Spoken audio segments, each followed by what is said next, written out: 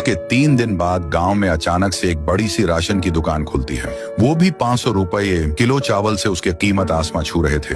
दुकान के मालिक का नाम था लखन। लखन के पास 50 से 100 बोरियां राशन। गांव वाले अपना और अपने बच्चे की भूख मिटाने के लिए इतना महंगा 500-100 रुपये किलो चावल तक लाइन लगाकर ले रहे थे। 1-2 आदमी आते और लखन को 5-10 हजार देकर एक बोरी चावल की लेकर अपने घर ले जाते। ऐसा करते करते लखन करोड़पति बन चुका था।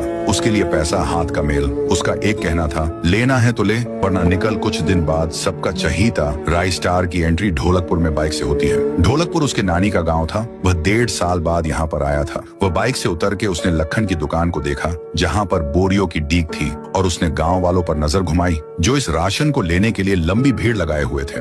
कल तक तो यहाँ पर कोई राशन की दुकान नहीं थी, और तो और गांव के लोग 500 रुपए किलो से राशन क्यों ले रहे हैं? मुझे पता करना होगा। ये पता करने के लिए राय स्टार लाइन की तरफ जाने लगा और उसको लाइन में उसको चाचा दिखे। मुझे ये बात बताओ कि ये सब राशन का क्या झोल है?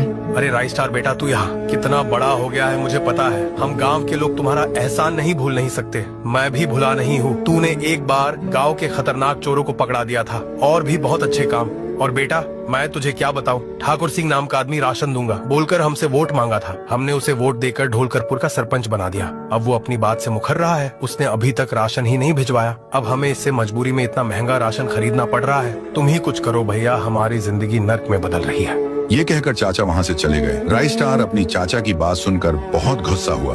वो फिर अपने बाइक की ओर बढ़ के बैठ गया, और वो कहीं तो जाने लगता है। वो बड़े गुस्से में था। राय स्टार बाइक को तेज भगाते हुए ठाकुर सिंह के बंगलों पर आता है। सामने बाइक रुकाकर ठाकुर सिंह के सामने आके उसे गुस्से से कहता है, तो तुम ही हो ढोलकपुर के नए सरपंच। दिखने से तो अच्छे इंसान लगते हो, पर तुम्हारे से ये उम्मीद नहीं थी। तुमने ढोलकपुर के लोगों का दिल दुखाया है। तुमने राशन के नाम पर ढोलकपुर वासी से वोट मांगा, और अब सरपंच बन गए तो मुखर रहे हो।